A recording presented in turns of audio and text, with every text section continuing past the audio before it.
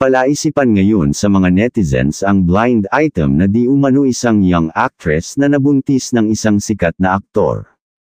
At ang aktor di umano ay kakahiwalay lang sa kanyang long-time girlfriend na isang sikat din na actress. Si young actress ay dawat din sa paghihiwalay ng dalawa.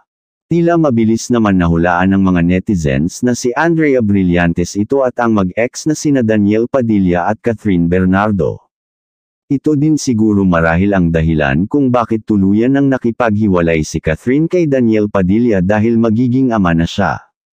Noong isang buwan pa ang mga speculation sa di umano pagdadalang tao ni Andrea Brillantes at ang naging one-night stand nila ni Daniel Padilla at ang lihim nilang pagkikita at ang sabay na pagpunta di umano sa Spain. Hindi nga malayong magbubunga ang kanilang ginagawa. Samantala nanatiling tikom pa rin ang bibig ni Andrea Brillantes sa mga isyung ipinupukol sa kanya sa ngayon.